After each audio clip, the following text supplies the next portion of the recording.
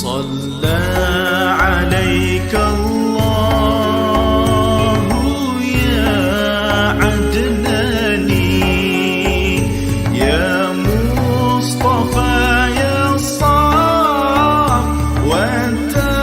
الرحمن الحمد لله الذي أعطاني. Cara untuk selamat dari fitnah Dajjal ya. Cara dari fitnah Dajjal ya. Kena jadi ahli lah senantiasa. Kena dapat pandang satu perkara dengan hakikat. Itu kita bilang ni bulan puasa ni bulan training hakikat. Hakikat tu apa ya? Hakikat tu maknanya real. Kita ulang lagi ya. Hakikat maknanya real. Hakikat tu maknanya benar. Itu hakikat. Itu namanya hakikat. Kek ini nampak cantik tapi hakikatnya ada racun. Itu hakikat.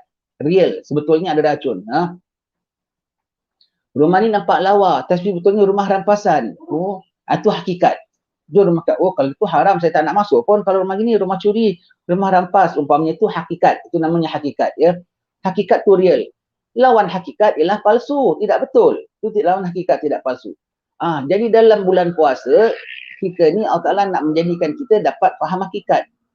Orang yang kalau dapat faham hakikat, dia dapat faham sebenarnya. Orang faham hakikat, pada kita orang-orang awam yang rendah gini, pada kita orang yang faham hakikat, pada kita mereka terbalik.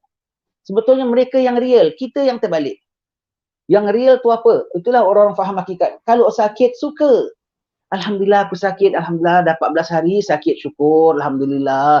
Dah 14 tahun sakit, Alhamdulillah. Satu nikmat dari Allah Ta'ala. Kita bilang terbalik, orang sakit kok suka. Miskin, Alhamdulillah, ini syiar orang saleh, syiar para Nabi. Sakit, suka, miskin, suka. Orang kutuk sama dia. Nikmat daripada Allah Ta'ala. Sakit, pedih sikit, tahan. Tapi ini nikmat ni, orang kutuk dia. Orang puji sama dia, Allah punya resah, punya gelisah. Itu orang tahu hakikat. Pada kita terbalik tak? Pada kita terbalikkan. Sebetulnya kita yang terbalik, mereka yang betul.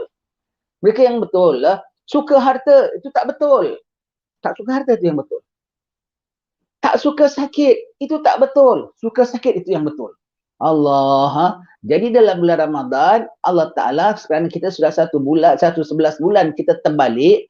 Dalam bulan Ramadan, Allah Ta'ala menebalikkan kita biar kita nampak tahu hakikat. Lepas tu kita balikkan sistem kita dalam bulan puasa. Benda boleh makan, tak boleh makan. Patut tidur, suruh bangun baca Quran. Begitu ya. Boleh minum, boleh bersama dengan isteri. Halal jadi haram dalam bulan puasa. Semua terbalik. Tengah lapar, patut buka, makanlah kamu 3 pinggan setengah untuk menampung kelaparanmu. Patutnya begitu ya. Bahkan disuruh galakkan makan kurang. Tengah lapar suruh makan kurang. Tengah haus disuruh minum kurang. Subhanallah. Terbalik tak? Terbalik. Sebetulnya kita selama 11 bulan sudah terbalik. Maka dalam bulan Ramadan Allah Ta'ala nak menebalikkan kita biar kita dapat faham hakikat. Biar kita dapat faham hakikat. Maka dalam bulan puasa jangan kita sebalik. Boleh nak menebalikkan balik semula kepada keadaan kita yang terbalik. Makan semau-maunya, tengok TV semau-maunya, bual semau-maunya. Itu bermakna kau suka jadi orang yang terbalik. Terbalik kod orang bilang. Kenapa kalau terbalik ada kodnya ya? Sebab kaki kod tu dah smart tau. Tapi kalau terbalik tak guna walau kod sekalipun. Sebab itu orang bilang, dia ni terbalik kod. Daripada zaman dulu orang kalau pakai kod kan, orang dulu pakai kod kan. Okay, kod. Terbalik. Dia tak pakai kod, asal tak terbalik. Tak guna pakai kod tapi terbalik. Baru dia ni terbalik kod. Jadi kita dah terbalik kod selama ini. Kita dah terbalik kod. Maka kita bulan puasa Allah Ta'ala menembalikkan kita biar kita nampak real. Biar kita nampak real. Kita pula seboleh-boleh nak menebalikkan diri kita. Tahan lapar. Allah dah terbalikkan kita sama berapa belas jam. Kita tahan lapar. Maghrib aja kita terbalikkan semula dengan makan banyak-banyak. Malam kita terbalikkan semula dengan tengok TV, dengan dengar radio. Tak sempat malam, siang pun kita dah terbalikkan diri kita. Jangan nanti kau lama-lamanya kau rasa jadi orang terbalik. Nak tahu apa selamat daripada fitnah Dajjal, kau kena dapat pandang dengan cara terbalik. Kena dapat pandang dengan cara terbalik, secara hakikat. Yang dibilang anda miskin, siapa bilang kau miskin? Kayu ukur miskin sekian. Kau bilang yang kau sebut tu aku bukan miskin, kaya. Itu setakat yang kau suruh aku capai itu bukan mengeluarkan miskin, itu temahak tu namanya. Anda sakit. Siapa bilang aku sakit? Aku kalau sakit kena tayamum. Ini aku tak sakit. Anda bohongkan aku. Anda bohongkan aku. Sedangkan itu terbalik. Kena pandang hakikat. Kena pandang hakikat. Anda bahaya. Siapa bilang aku bahaya? Aku tak ada bahaya. Tuhan aku ada boleh melihara aku. Bahaya kalau iman aku jatuh, bahaya kalau iman aku rendah, bahaya kalau aku tak ibadat, itu bahaya. Macam mana pula anda boleh bilang aku bahaya? Itu kita kena faham hakikat. Kalau kita faham hakikat, apa yang dicakap semuanya kita tahu tidak bagus. Macam doktor tahu hakikat kesihatan. Kek yang enak, kuah yang berlemak bersantan. Pada kita enak biar bagus, kuah santan biar pekat. Doktor tahu hakikat. Jangan. Kita kena jadi begitu dalam dunia, hal ehwal dunia kita kena jadi. Yang mewah, yang kaya semua tu. Jangan. Barulah kita boleh jadi healthy, sihat imannya, ya. Kena dapat pandang dengan pandangan yang hakiki, yang sebenarnya. Yang biarlah orang bilang kita terbalik, sebetulnya mereka yang terbalik, ya. Baik. Rasulullah SAW telah meninggalkan kepada kita beberapa cara yang perlu diikuti supaya kita dapat selamat dari fitnah Dajjal ini. Cara-cara itu ialah memahami bahawa Dajjal itu adalah pendusta dan pembohong serta mempunyai beberapa kelemahan yang jelas sekali. Dia sendiri lembik, dia sendiri nak selamatkan orang, kau tengok dia sihat ke tidak? Dia penuh dengan kekurangan. Orang hakikat nampak Dajjal yang dibilang, saya boleh atur anda punya ekonomi, saya boleh atur anda punya kesihatan, saya boleh atur engkau sendiri tak teratur. Ibaratlah kita bilang, kita nampak satu orang Abang Pit. Tu Abang Pit. Abang Pit tu sama Mak Dian di sepupu, lebih kurang. Dengan tu hayang-hayang, dengan cengkung dan kurus. Pak Haji, saya aturkan Pak Haji punya meniaga nak. Pak Haji gitu. Kau suka tak agaknya? Kau masuk pusat pemulihan dulu, baru nak tolong aturkan orang. Aku kalau boleh aku nak atur kau. Begitu ya. Kau pandang Dajjal macam abang panjang Abang Pit. Tu Abang Pit. Abang Pit tu dengan Mak Dian sepupu lebih kurang. Begitu samanya. Kau pandang Dajjal, apa punya orang ni? Kita dah okey-okey dia nak aturkannya dia. Nombor satu dia bohong, dia bilangnya kita awak tak sihat, dia bilangnya kita awak miskin, dia bilang kita awak tak kaya, dia bilangnya kita awak lapar. Pembohong aku punya diri, aku tahulah. Lapar tak lapar, miskin tak miskin, sihat tak sihat. Kau pula yang bilang aku begitu. Mesti ada kerenahnya. Kau kena pandang bahawasanya dia sendiri lemah. Mana nak tahu dia lemah? Tapi dengan nektainya, dia dengan apa? Skop doktornya. Macam mana kata? Palsu. Kau kena dapat pandang palsu tak palsunya. Nombor satu nak pandang palsu tak palsu, kau kena kenal diri kau lah. Diri kau sakit tak sakit, diri kau lapar tak lapar, diri kau miskin tak miskin.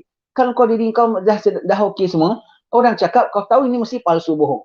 Kecuali memang diri kau sakit, diri kau menggeletar, diri kau memang lapar, diri kau memang rumah dah setengah nak roboh umpamanya.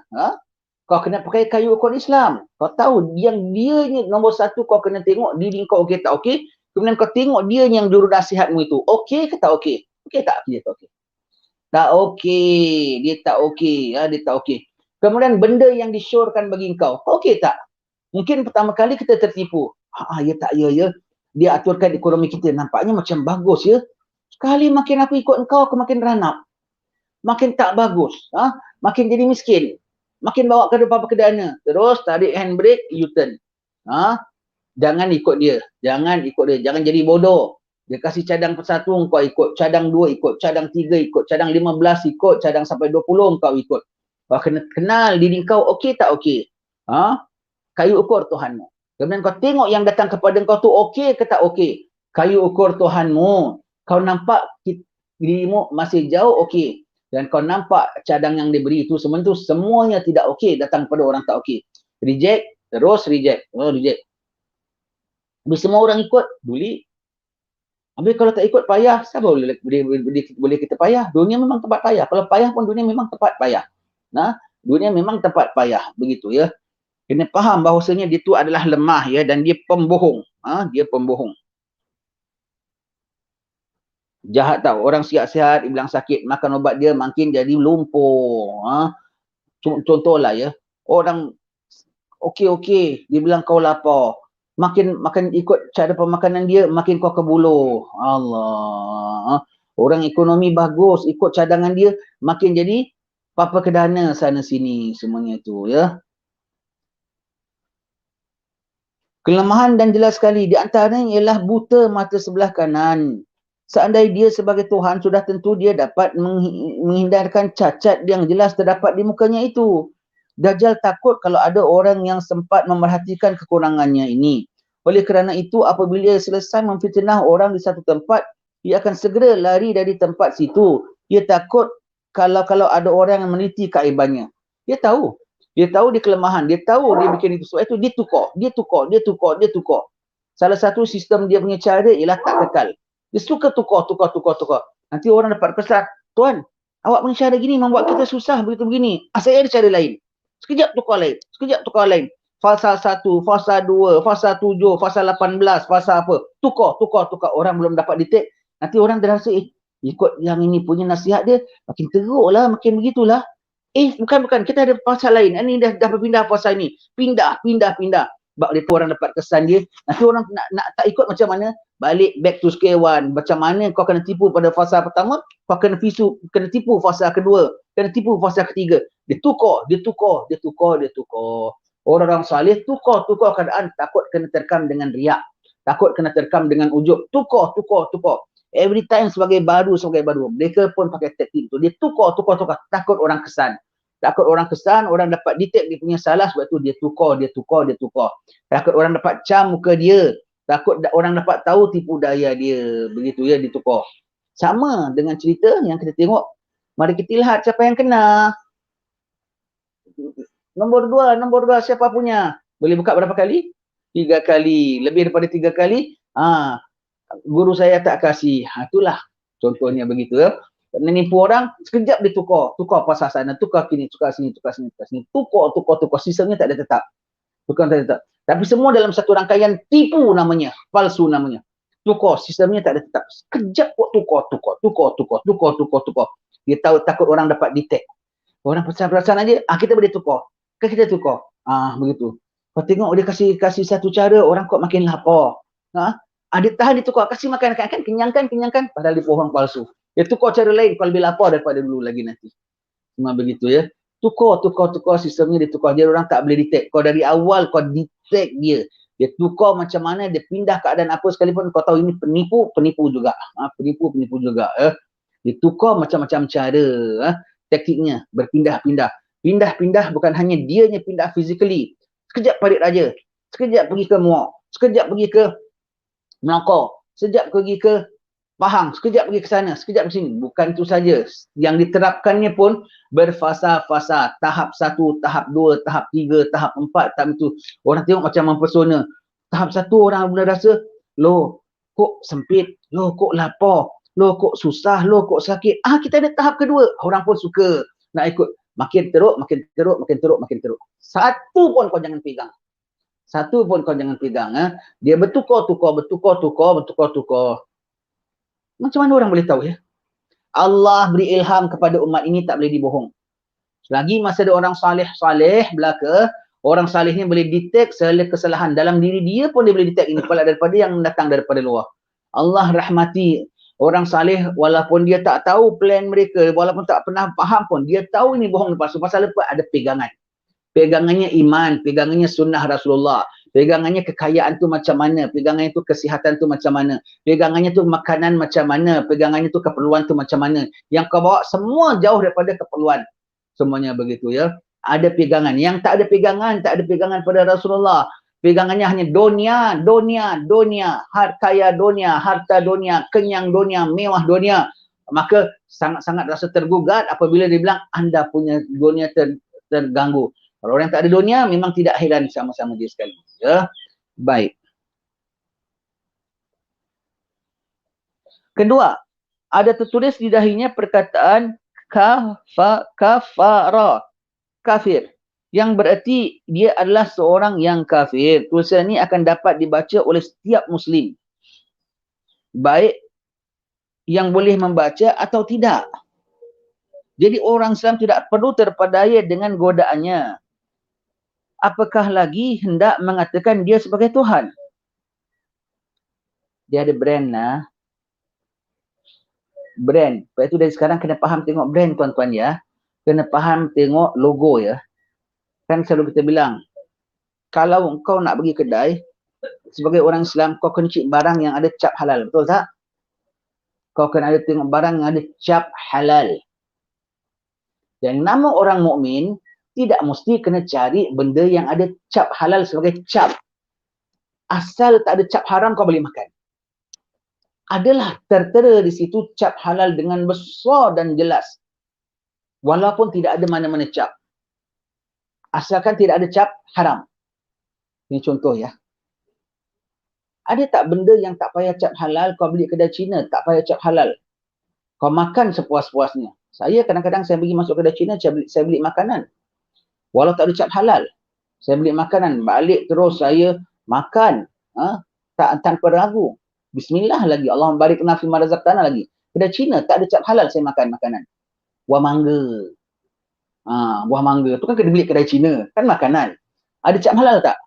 Tak ada cap halal. Tapi ada cap haram tak? Tak ada cap haram. Asal tak ada cap haram, kau yang nama orang mukmin kena pandai tengok benda tak mesti ada cap halal je, kau nampak halal aja kau makan. Yang ada cap halal tapi cap halal palsu. Cap halal. Katak rebus. Boleh makan? Tak boleh. Walau ada besar cap halal sekali, itu dah tentu cap halal palsu. Cap halal. Apa lagi? Arak. Tuak umpamanya. Tak halal. Walau kau ada cap halal sekalipun. Yang nama orang Islam kena nampak cap halal atau cap haram walau tak bercap. Orang yang dah boleh nampak cap halal atau cap haram yang tak ada bercap, akan nampak cap kufur walaupun tak bercap. Sebab itu Nabi bilang, walau yang tak boleh baca sekalipun nampak. Bermakna itu logo dia tu, kafir dia itu, boleh dinampak oleh orang yang tak boleh baca. Memang yang ada memang tak nampak. Dia punya kafarah tak nampak, tetapi nampak kekufurannya. Nampak kekufurannya. Tertulis pada dahinya, iaitu apa fikrahnya. Kita kena faham cakap Nabi kadang-kadang real. Memang ada orang boleh nampak kafarah. Yang ada orang tak nampak perkataannya, tapi nampak konsepnya yang tertulis pada dahinya yang keluar daripada otaknya. Zahir nampak. Zahir nampak. Jadi Nabi sebut, walau yang tak tahu baca sekalipun, tak tahu baca macam mana dia boleh nampak? Maknanya tak nampak huruf kafnya, tak nampak huruf fa-nya, tak nampak huruf ra-nya, tapi nampak kufurnya dalam konsep dan pemikirannya. Nampak jelas dengan nyatanya sekali. Nampak sekali. Ada labelnya dia. Segala benda-benda dia, ada labelnya dia.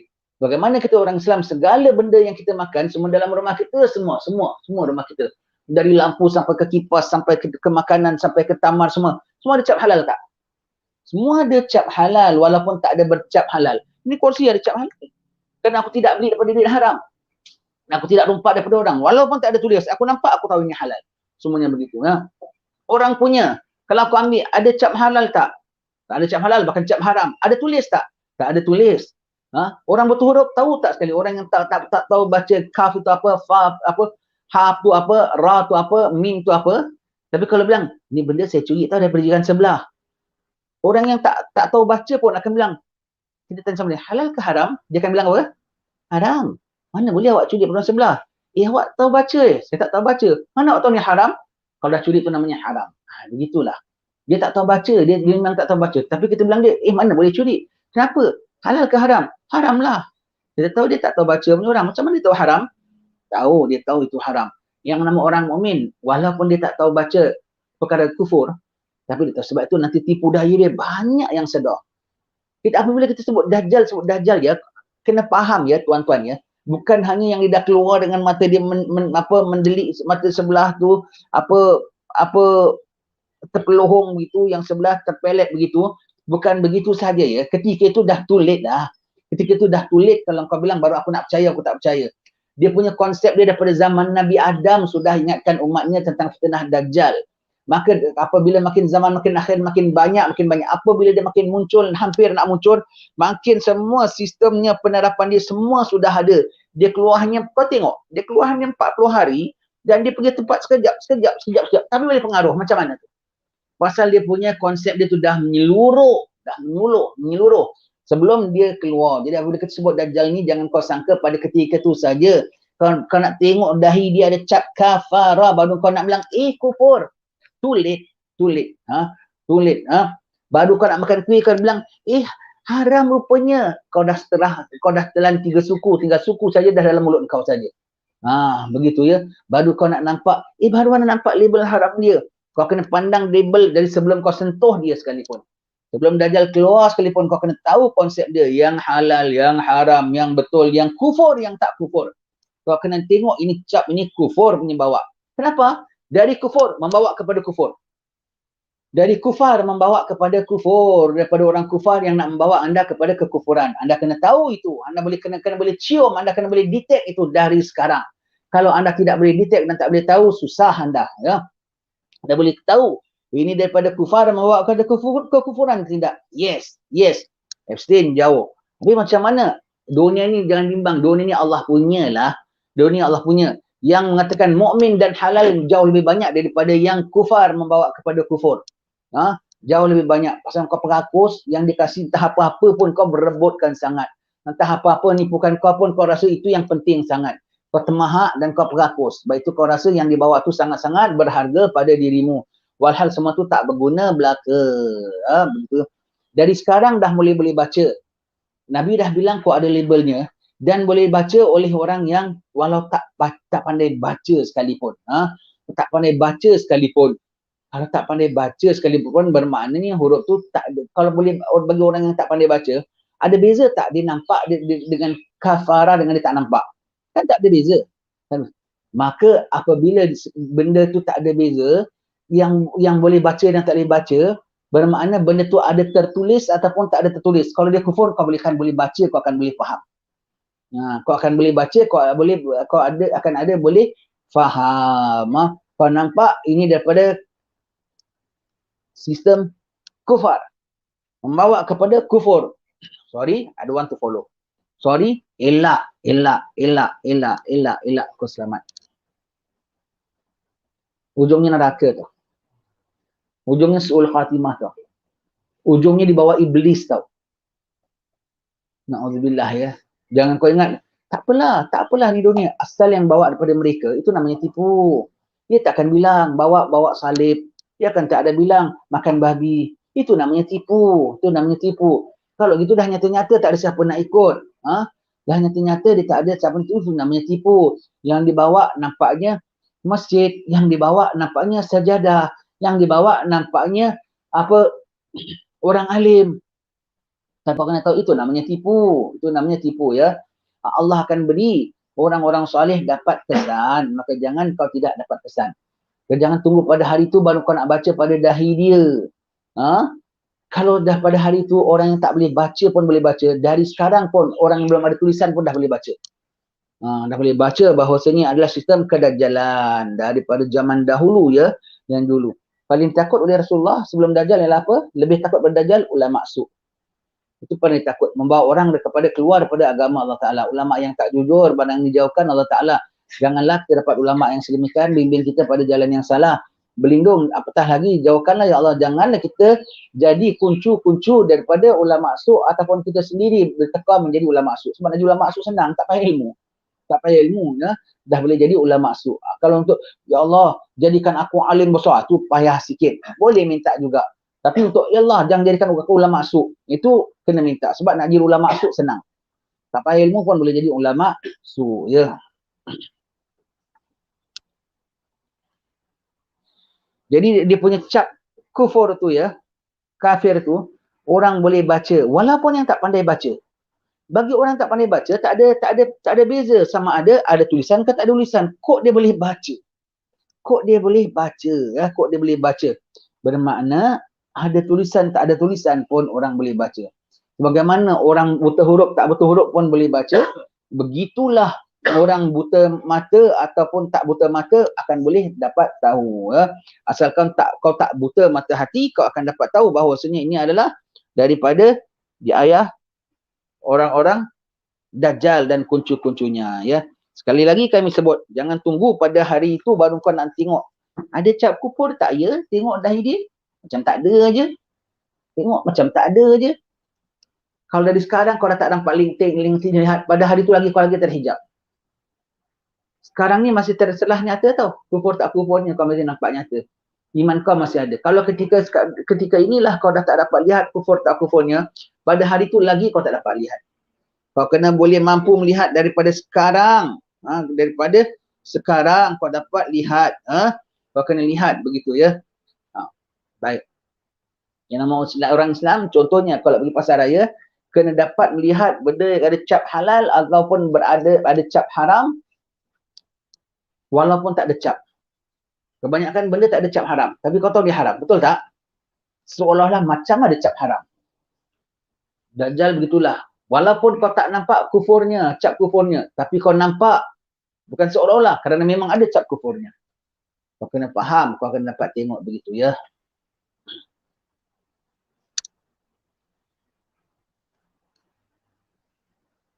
Ketiga, menghindarkan diri daripadanya jika dengan cara pergi ke Mekah atau Madinah atau duduk berdiam di rumah. Dan jangan bersak gaul sama sekali dengan masyarakat yang telah tergoda oleh fitnah Dajjal. Dan taklah ia melarang golongan perempuan dan anak-anak untuk keluar rumah. Hendaklah ia melarang golongan perempuan dan kanak-kanak dari keluar rumah. Kerana kebanyakan pengikut Dajjal adalah dari kalangan orang-orang jahil dan golongan perempuan seperti disebutkan dalam hadis. Ya.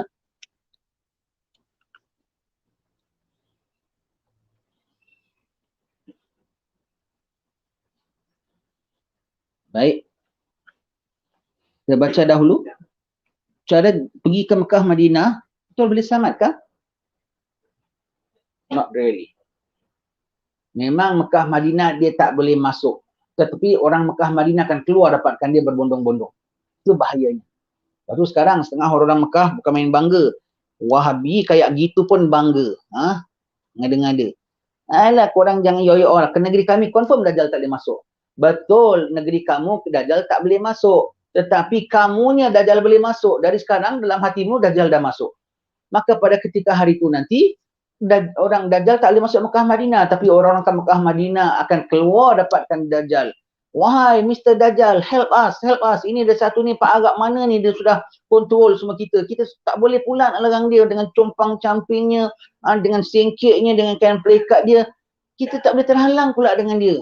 Siapa Pak Agak tu? Mahdi. Oh, Mr. Dajjal, help us, Mr. Dajjal, help us.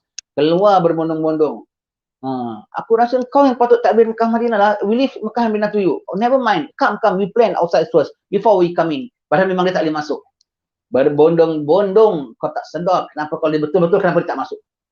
Memang dia tak boleh masuk. Dia nampak malaikat halang dia. Yang lain tak nampak. Kau kena nampak kenapa dia tak boleh masuk. Kau kena nampak kenapa dia tak boleh masuk. Berbondong-bondong. Gempa Mekah. Sama ada betul-betul gempa ataupun gempa jiwanya. Alhamdulillah selalu bilang gempa jiwanya. Gempa jiwanya macam kena earthquake, gegar rasanya. Loh. Sebab diorang kan ada lavish. Di kehidupan mereka sekarang kat Madinah, Mekah kotor tau. Kalau kita zahir aja nampak, sebab kita pergi sana pasal nak ibadat. Jadi kita tak campur kehidupan mereka. Kita bukan campur gaul dengan kehidupan mereka. Jauh lebih kotor daripada orang-orang lalai dan leka daripada orang KL, orang Singapura. Dengan orang New York lebih kurang. Kotor kehidupan mereka tu. Na'udzubillah min zalik ya. Tanya pembantu-pembantu yang bisa jadi berkhidmat di tempat mereka tu, apa macam mana mereka cerita semua. Kau tanya mereka tu, liar kehidupannya tu. Agak-agak mereka selesa tak agaknya? Tak selesa dengan sinar Imam Mahdi. Mereka akan keluar dapatkan Dajjal. Nak selamat pergi mana? Hadramaut. Itu confirm selamat. Sebab Nabi sudah recommend pergi Hadramaut. Ya Rasulullah, ketika beliau fitnah kami nak ke mana? Nabi mengatakan ke Aqsal Yaman, pendalaman Yaman. Ke Aqsal Yaman, pendalaman itu selamat. Ya. Ulama mengatakan Mekah Madinah dia tak boleh masuk, tapi orang Mekah Madinah keluar dapatkan dia. Hadramaut dia masuk, tapi orang Hadramaut reject dia. Kau pergi pekan A, kau pergi pekan B. Pekan A, Samsing tak boleh masuk. Tapi orang pekan A semua keluar dapatkan Samsing. Pekan B, Samsing masuk. Tapi pekan B, orang pekan B gasak Samsing. Mana kau lagi selamat? Duduk pekan B lah. Begitu ya. Itu selamat ya, orang-orang salih begitu ya. Jadi, itu di antaranya Dajjalnya. Nak keselamatan dia begitu ya. Kemudian anak isteri kena jaga dekat rumah. Jaga dari sekarang ya. Jaga dekat rumah betul-betul literally kunci. Tapi kalau kau kunci sekalipun, kau ikat mereka sekalipun, dia boleh naik lotang dalam rumah. Kalau kau tak ikat, imannya dari sekarang. Tak boleh, awak saya tak izinkan keluar. Sekarang luar peternah. Saya tak peduli bang, saya dah lapor. Saya dah begini, ikut awak apa ke dana. Tengok saya apa ada jadi isteri awak. Sekarang dah banyak keluar perkataan begitu tak? Sekarang dah banyak. Ikut awak awak punya konsep, tengok saya susah, saya terikat, saya begini. Tak apalah awak punya konsep. Dah lah, awak teruslah dengan konsep awak. Saya dah lapor, saya dah sakit, saya nak itu, saya nak ini, semua gitu. Na'udzubillah min zalik. Kalau betul-betul isteri kau tak jaga didik betul-betul, Kau kuncilah, kau ikat dia jadi loktang kat rumah, nanti kau tak boleh terhandle. Lebih dahsyat daripada loktang dekat rumah nanti. Allah, jauhkan sekali ya. Dari sekarang sudah mula lentur. Yang sekarang dah mula kau pasang gate, pasang rantai semua. Bukan itu. Rantai imannya. Belenggu nafsunya. Tundukkan egonya. Kawallah dengan takwanya. Peliharalah dengan salatnya. Masukkanlah kubur dalam junnah puasanya. Itu isteri kita ya. Kemudian yang zahir memang jangan banyakkan isteri kita pergi ke pasar raya, pusat beli belah tu semua tu tempat-tempat tak bagus ya. Tempat-tempat yang banyak memang ganggu pemikiran orang ya. Baik.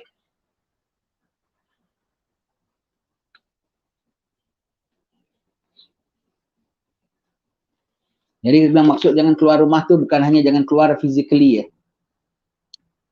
Tapi dari sekarang kau dah kasih anak kau keluar rumah. Suka dia dalam rumah, tapi suka dengan benda-benda yang ada kat luar rumah. Masuk menerusi apa? Handphone. Masuk menerusi internet. Masuk menerusi YouTube. Tinggal tunggu nak ambil anak isteri kau keluar saja. Yang di dalam luar banyak dah fit in. Dah masukkan macam-macam fikrah dalam otak orang-orang perempuan kau. Tinggal tunggu dia keluar saja.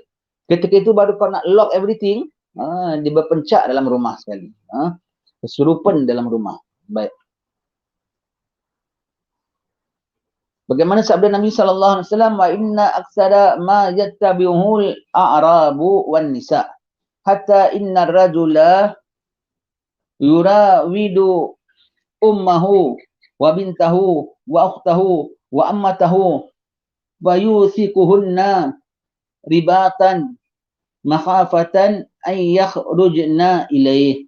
Dan kebanyakan yang mengikut Dajjal itu ialah daripada golongan Arab Badui, Arab totok yang tak reti hukum, yang tak ada tamadun. Arab Badui. Bukan Arab tamadun, Arab berilmu. Arab yang tak belajar hukum. Badui. Sekarang kita bilang banyak Badui tu mana? Yang kaya raya, yang mewah.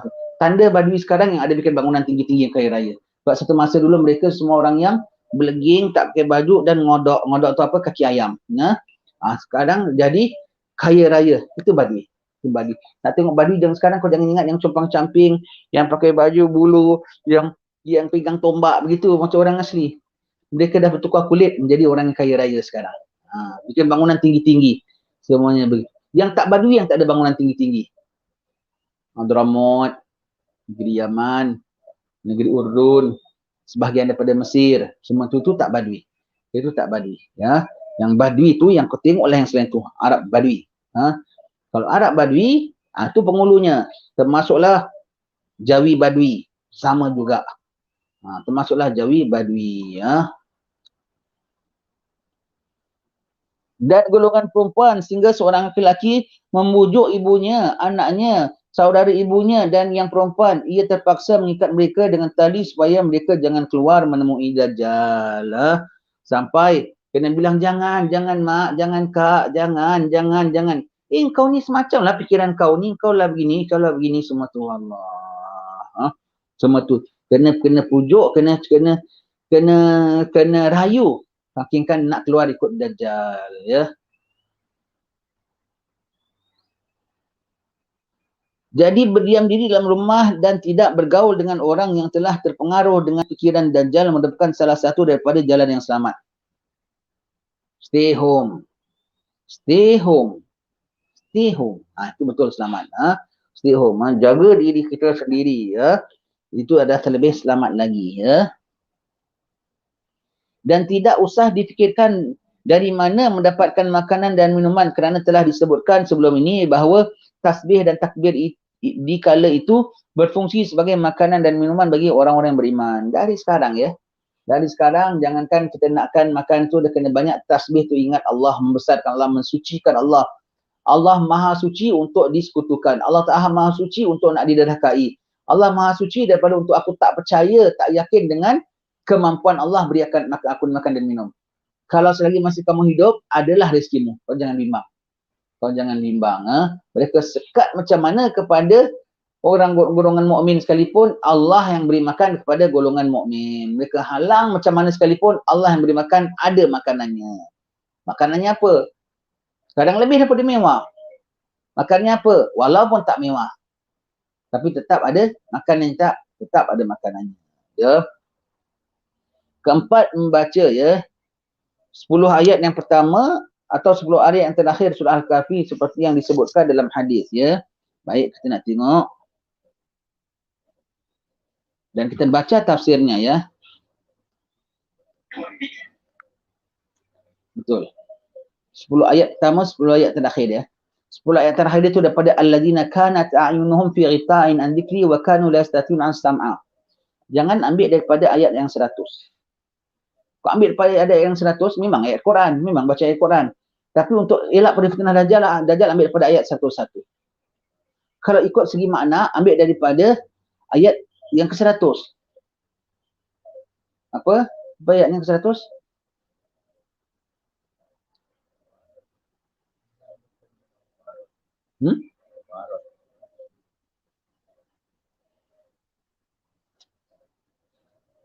Wa tarakna ba'dahum yawmin yamudu fi ba'd wa nufikha fi sur fa jama'anum jamaah bukan waran jahannama lil kafirina arda. Kami palingkan jahanam kejaman pada orang kafir. Ayat ke-10 ada sebut kafir. Kalau kau ambil ayat yang ke-110, ayat yang ke-100, maka kau ingatkan ini semua tu untuk orang kafir. Bukan. Kau ambil daripada ayat 101, itu termasuk orang kafir tak orang kafir. Kalau kau ambil daripada ayat 100, kau akan sangka ini ayat ni semua untuk orang kafir, maka aku selamat. Tapi kalau kau ambil ayat ini, tak ayat 100 simpan untuk baca semua sekali. Tapi maksud ini ialah apa? Yang tertutup hatinya, termasuk kafir tak termasuk kafir.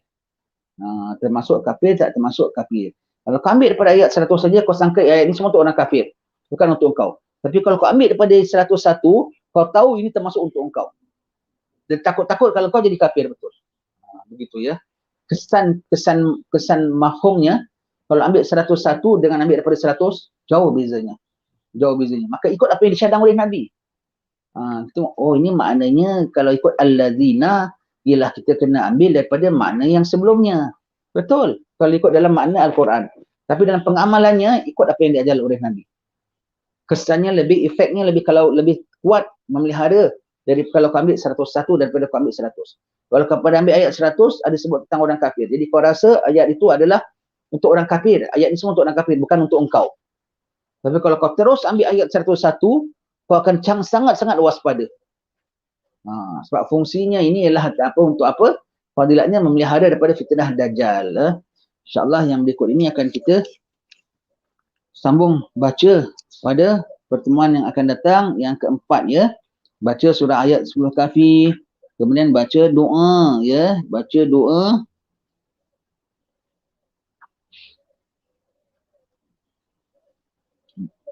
Setiap kali lepas sembahyang ya. Setiap kali, bukan lepas sembahyang, sebelum salam. Lepas tahiyat fil alamina innaka hamidun majid. Allahumma ighfir lima qaddamtu wa ma akhartu wa ma asrartu wa ma alantu wa ma asraftu wa man ta'alamu bihimini. Ujungnya min fitnatil masihid dajjal, min fitnatil mahya wal ma' wa min fitnatil masihid dajjal. Itu semua tu. Setiap waktu. Hatta sembahyang sunat sekalipun kau nak baca tak ada, memang dituntut sebetulnya ya. Memang dituntut semuanya hatta sembahyang sunat sekalipun ya. Jadi apa dengan plus itu, plus baca apa? Surah Al-Kahfi setiap hari Jumaat. Plus apa lagi kena baca? Apa lagi kena baca? Itu tak boleh tidak, semua orang kena baca. Kitab tauhid, kitab fiqah, kitab tasawuf, tak boleh tidak kena baca. Anak baca ayat ni, anak baca ayat ni. Fiqah dia tak baca, sayang. Kena baca fiqah, kena baca tauhid, kena baca tasawuf, itu kena baca fardu ain, kena baca. Tak boleh tidak ya. Wallahu alam bissawab.